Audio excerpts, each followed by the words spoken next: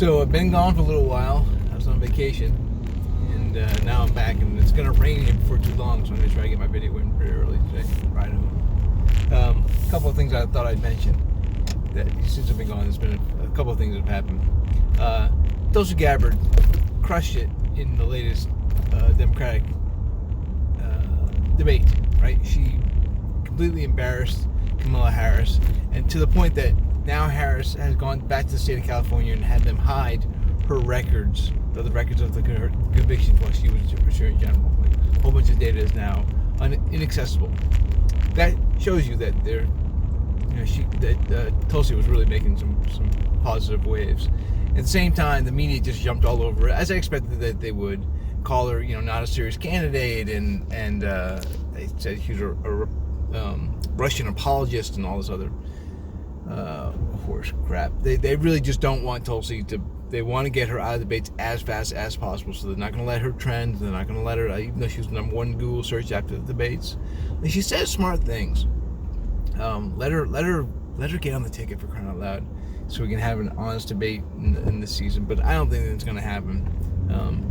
But what are you going to do?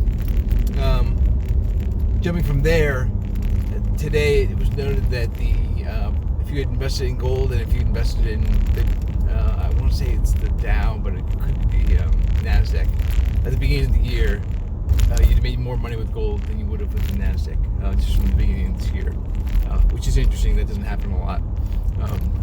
Or I would say, it hasn't happened in the recent past with the way that gold has been suppressed as far as money goes. But again, just recently, I don't think I touched on this yet either, the ECB, the European Central Bank, of the Community of European Nations, had for many years, I think 7 years, I think is what it went for.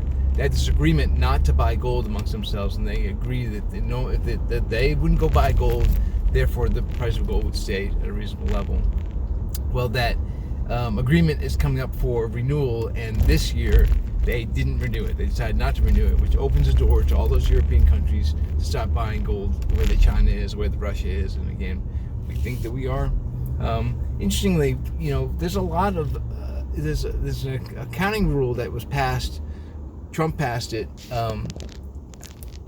that the government now no longer has to.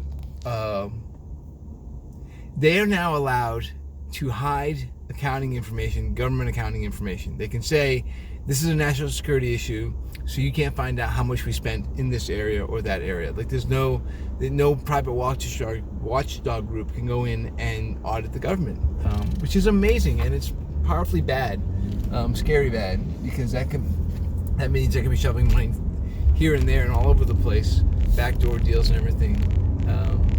So all these kinds of things you got to worry about. And again, included in all that is there's no true accounting to how many dollars are in circulation. So they can keep on pumping dollars, shipping them to Iran like the Obama's deal did. They can keep on pumping them into the system and not telling us that your purchasing power is going down. Having that information hidden from us, once again, is another reason why it's smart to understand what metals can do and what cryptocurrencies can do if you're a person who likes to invest money or has money to invest. And really, with cryptocurrencies, it's very, very easy.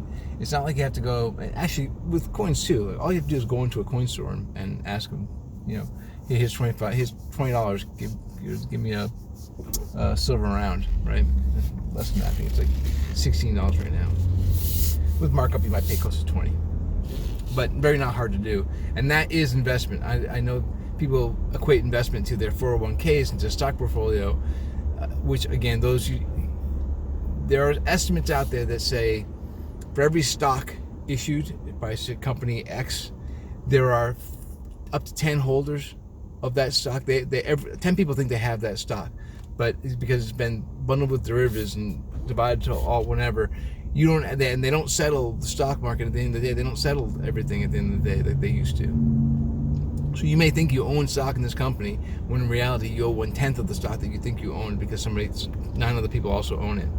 All these things are not in your control. Better to have things in your control, but like you can with cryptos and like you can with metals. All right, so anyways, all that stuff happened economy-wise, and then again, Bitcoin has had a rocket ship in the last couple of days. Not to say this is any kind of, it's going to last forever, but I've been enjoying some channels. Chris M does a channel that teaches the charting, the Bitcoin charting, in probably the best way I've ever seen.